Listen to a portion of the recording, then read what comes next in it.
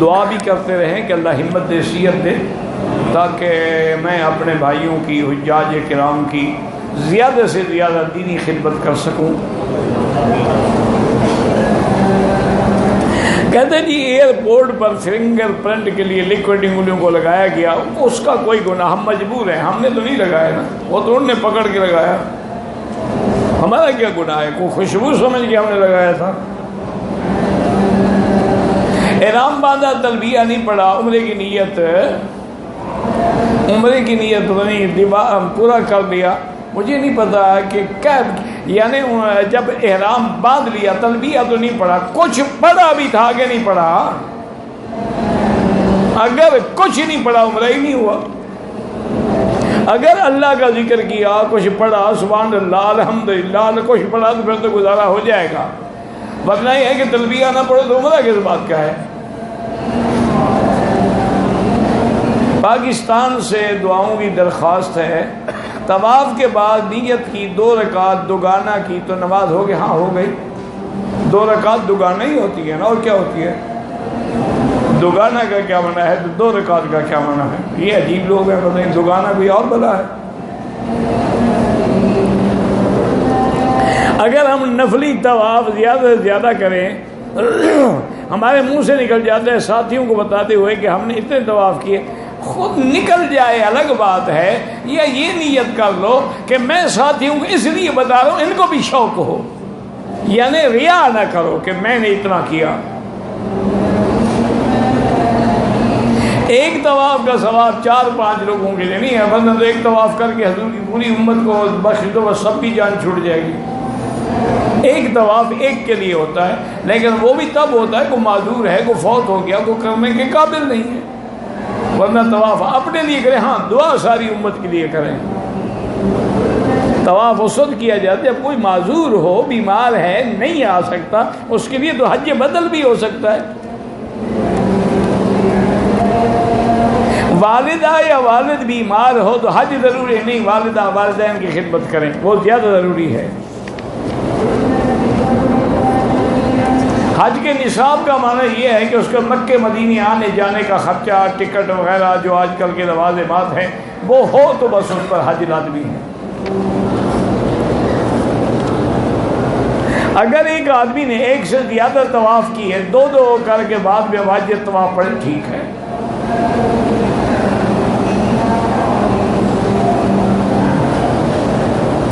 کیا یہ بات درست ہے کہ فتح مکہ کے موقع پر حضور پاک نے اپنے ہاتھ سے طلحہ شیبی کو کعبے کے دروازے کی چابی دی تھی؟ بالکل درست ہے، اور دعا بھی کی تھی، آج بھی انہی کے خاندان میں ہے۔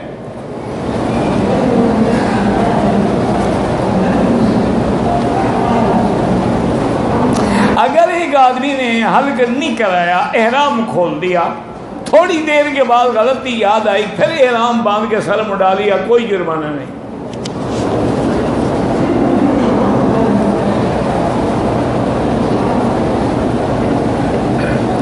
میں 24 دن ہو گئے ہیں دمام سے آیا ہوں، راستے میں میقات سے میں نے احرام باندھا، عمرہ کیا، حج کی نہیں، بالکل آپ کا حج تمتع ہے، انشاءاللہ ایک بکری آپ نے حج کی دینی ہے، بس آپ کا حج ٹھیک ہے، کیونکہ آپ عمرہ کر چکے ہیں، اب 8 کو آپ حج کا احرام باندھیں گے، اسی کو تمتع کہتے ہیں کہ درمیان میں نفع اٹھا رہے ہیں۔ بھئی جو لوگ فوت ہو گئے ان کے لیے تو ہوتا ہے، انہیں زندہ کے لیے تو نہیں ہوتا۔ مسجد عائشہ سے یا مسجد جیرانہ سے عمرے کا کوئی فرق نہیں ہے، جہاں سے اللہ موقع دے کر دیں، لیکن امام ابو حنیفہ فرماتے ہیں کہ مسجد عائشہ سے افضل ہے کہ وہ قول رسول ہے، حضور نے فرمایا ہے۔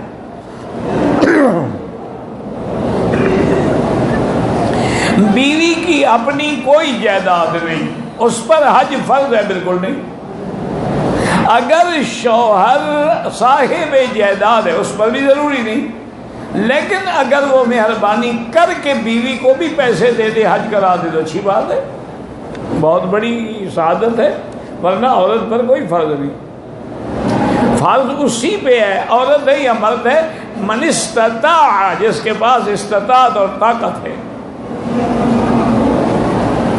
حرم کی پورے مکے میں، حدود حرم میں جہاں بھی نماز پڑھو 1 کا لاکھ ملتا ہے۔ دوران طواف حتیم کے اندر جانا منع ہے، پہلے طواف ختم کرو۔ طواف اور صفا کے بعد احرام کھول دیا، حلق بعد میں کرایا، کتنی دیر بعد؟ اگر 4-5 گھنٹے کے لیے کپڑے پہن لیے تو دم پڑ گئی۔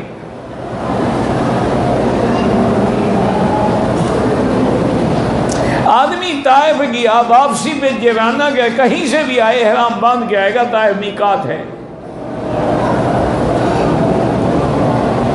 ایک آدمی نے اپنا حج نہیں کیا، حج بدل، پہلے اپنا حج کرے پھر بدل کرے۔ نفلی طواف کے پہلے 3 چکروں میں کوئی رمل نہیں ہوتا۔ رمل اور کندھا نکالنا اس طواف میں ہوتا ہے جس کے بعد صفا دوڑنی ہو، یعنی عمرے کی ہو یا حج کی ہو۔ حرم کے دم کے روزے حرم میں رکھنے ہیں کوئی نہیں، آپ نے 10 روزے رکھنے ہیں، حرم میں رکھو باہر رکھو۔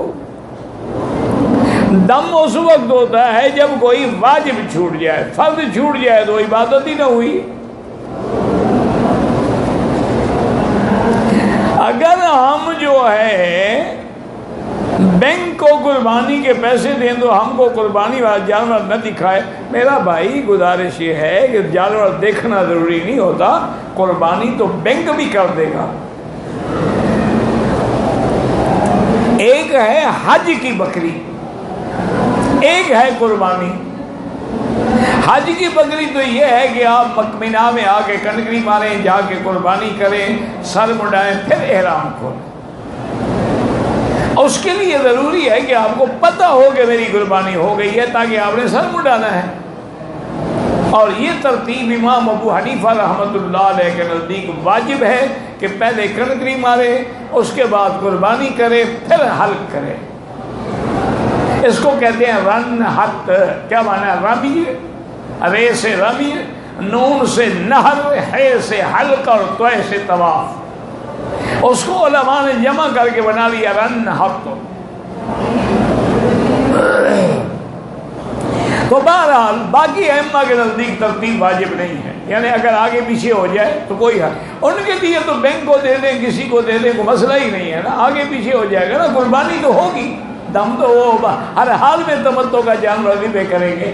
لیکن حنفی مسلک میں چونکہ ترتیب ہے کہ آگے پیچھے ہو گیا دم بڑھ جائے گی، اس لیے ان کے لیے تو بہتر یہی ہے کہ وہ خود کریں یا کسی ایسے آدمی سے اتفاق کریں جو ان کی موجودگی میں جب مینا سے آ جائیں کنکری مار کے، لیکن اس سے طے یہی کریں کہ پیسے ہم اس وقت دیں گے جب ہمارے بکری ہمارے سامنے ذبح کرو گے۔ یہ نہ کہنا کہ ہم نے دے دیا وہ کر دے گا، انشاءاللہ نہیں کرے گا۔ یہاں بڑے بڑے لوگ ہیں، ان کا گزارا یہی ہے، سال میں 100-150 بکری کے پیسے لے لیتے ہیں، سب کے لیے دعائے خیر فرما دیتے ہیں، پیسے سارا سال کھاتے رہتے ہیں۔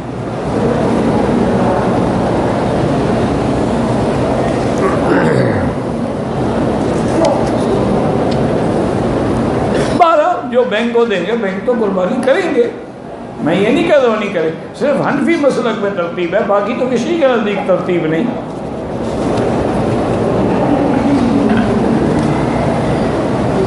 پاکستان میں نے جو کتابیں پڑھی ہیں وہ کہتے ہیں زندہ کے لیے ہو سکتا، کون سی کتاب پڑھی ہے؟ کسی کا نام تو لکھو نا۔ کتابیں پڑھی ہیں، بزرگ فرماتے ہیں، حدیث میں آیا ہے، راوی نے کہا ہے۔ کون سا راوی؟ دریا راوی سے نکلا، جناب سے نکلا ہے، وہ کتابوں کا نام تو لکھو۔ ایسے بس کتابیں پڑھی ہیں اس نے۔ کہتا جی کہ بیل کی قربانی میں ایک حصہ حضور پاک اگر رکھیں بالکل رکھ سکتے، کوئی منع نہیں۔ اس میں 7 حصے ہیں، گائے ہو، بھینس ہو، بیل ہو۔ اگر آپ کے نام پہ دمبا ذبح کریں، بکرا کریں یا اس میں حصہ رکھیں، کوئی بات نہیں۔ 12 ربیع الاول کو جو عید میلاد بناتے ہیں، کیا کوئی حدیث موجود ہے؟ ہمارے ایک پیر صاحب بڑی بڑی دلیلیں پیش کرتے ہیں، انشاءاللہ ایک حدیث بھی وہ پیش نہیں کر سکتے، وہ 100% جھوٹی دلیلیں ہوتی ہیں۔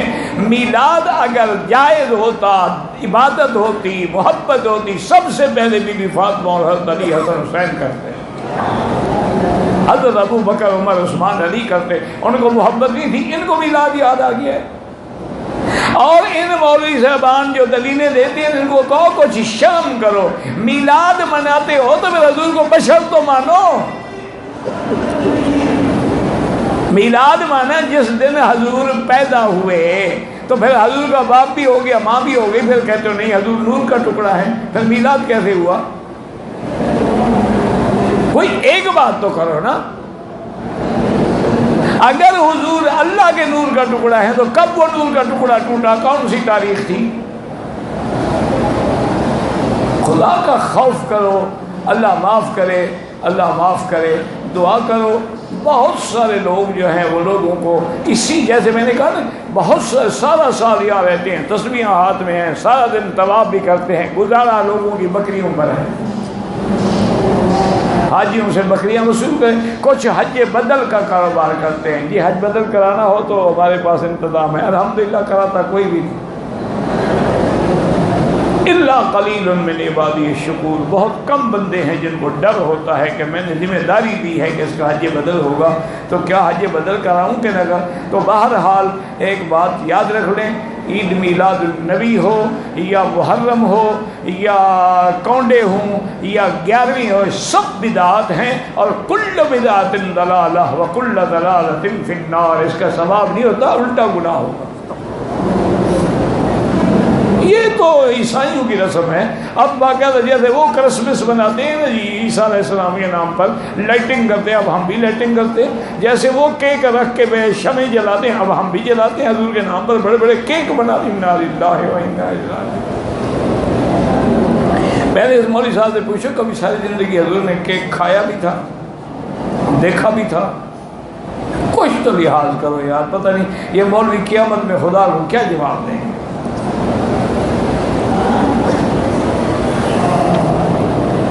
کہتے جی کہ سنا ہے کہ آخری زمانے میں خون سفید ہو جائے، کوئی حدیث نہیں ہے، آپ نے گھڑی ہے، خون جو ہے اسی طرح رہے گا، یہ بھی حدیث میں سنا ہے، اور حدیث میں ہے کہ آخری زمانے میں خون سفید ہو جائے گا۔ ایک محاورہ ہے کہ لوگ بے حیا ہو جائیں، یہ نہیں ہے کہ حدیث میں ہے کہ خون سفید ہو جائے گا۔ تو میں سکتا ہر سال تیرا نکال کے دیکھ لیا کرو بھی ہو تو نہیں رہا سفید۔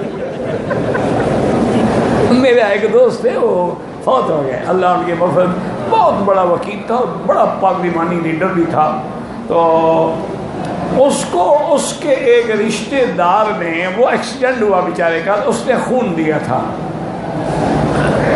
تو ایک دن وہ رشتہ دار جو ہے نا وہ ناراض ہوا اس پہ کہ یار تمہیں شرم نہیں آتی، میں نے ایک کام کہا تم سے اور تمہاری آنکھوں میں حیا ہی نہیں رہا۔ وہ بڑے آرام سے سنتا رہا، جب اس نے بات ختم کر لی انہوں نے کہا یار میں تو بڑا شرم والا تھا، جب سے تم نے خون نہیں دیا ہے نا اس دن سے میرا حیا چلا گیا۔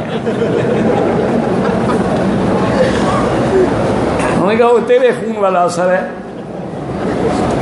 میرا بھائی کوئی خون شون سفید نہیں ہوتا، خدا کے لیے حدیثیں نہ گھڑا کرو۔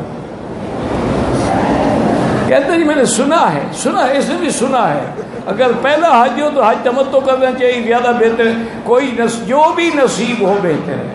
حنفی مسلک میں قران افضل ہے اور حنابلہ کے نزدیک تمتع افضل ہے، امام شافعی فرماتے ہیں افراد افضل ہے، جو بھی نصیب ہو الحمدللہ۔ حج کا ارادہ عمرہ کر لیا، دوسرا عمرہ کتنے دن بعد کریں، چاہے روز کرو، کوئی منع نہیں، لیکن افضل یہ ہے کہ طواف زیادہ کرو۔ آخری عمرہ کرنا چاہتا ہوں یعنی اس کے بعد آپ فوت ہو جائیں گے، کیا مطلب آخری عمرہ؟ بھائی میں ان پڑھ آدمی ہوں، بلوچ جاہل بندہ ہوں، مجھے سمجھا کے لکھا کرے۔ آخری عمرہ کرنا چاہتا ہوں، حج تمتع ہوگی یا قران ہوگی؟ جب عمرہ کر کے آپ نے احرام کھول دیا، قران کس بات کا؟ تمتع ہے۔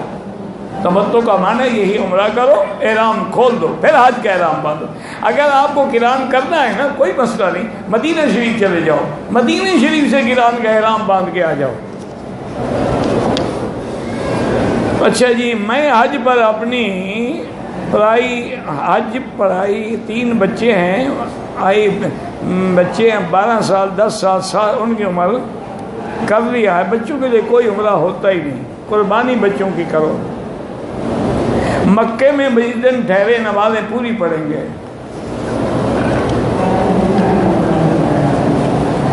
ہم میں 90% لوگ سلام علیکم کرتے ہیں، بالکل السلام علیکم، اصل جو صحیح تلفظ ہے السلام علیکم ورحمۃ اللہ وبرکاتہ، الف لام کے بغیر۔ انشاءاللہ مرنے کے بعد جنت میں ہوگا سلام علیکم بما صبرتم فنعم عقبی الدار۔ او یار شکر کرو، کچھ کرتے تو ہے نا، ورنہ آج کل تو دور آ گیا ہے گڈ ایوننگ اور گڈ مارننگ، اور اب تو وہ گڈ مارننگ بھی اب تو ہائے، اور کسی چیز کو دیکھیں واو، یہ پتہ نہیں کہاں سے لعنتیں آ گئی ہیں۔ حج عمرے پر